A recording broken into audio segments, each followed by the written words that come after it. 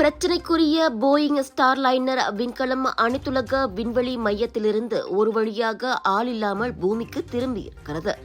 தானியங்கி முறையில் தனியாக புறப்பட்ட ஸ்டார்லைனர் அமெரிக்காவின் நியூ மெக்சிகோவில் சனிக்கிழமை தரையிறங்கியது.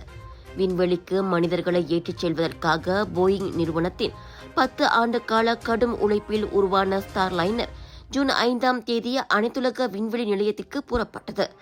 அமெரிக்காவைச் சேர்ந்த இந்திய வம்சாவளி விண்வெளி வீராங்கனை சுனிதா வில்லியம்ஸ் மற்றும் அமெரிக்கரான புச் வில்மோ இருவரையும் அது ஏற்றிச் சென்றது. ஒரு வாரத்தில் பூமி திரும்பியிருக்க வேண்டிய இருவரும் ஸ்டார் லைனரில் ஏற்பட்ட தொழில்நுட்ப கோளாறினால் விண்வெளியிலேயே சிக்கிக் கொண்டனர். விண்கலத்தில் ஏற்பட்ட கோளாறை சரி செய்யும் முயற்சிகள் பலனளிக்கவில்லை.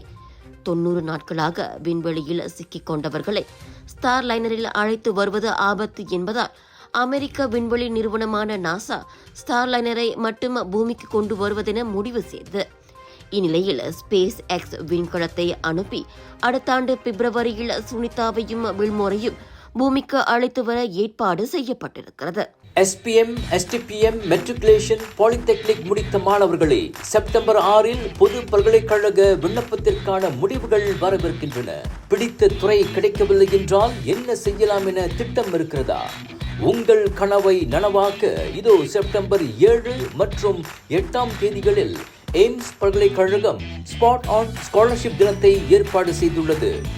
வாருங்கள், அடுத்து என்ன செய்வது என இவர்களின் ஆலோசனைகளை பெறுவதோடு உங்களுக்கு தகுதிகள் இருப்பின் உடனடியாக MIED ஸ்காலர்ஷிப் பெறும் வாய்ப்பும் இருக்கிறது.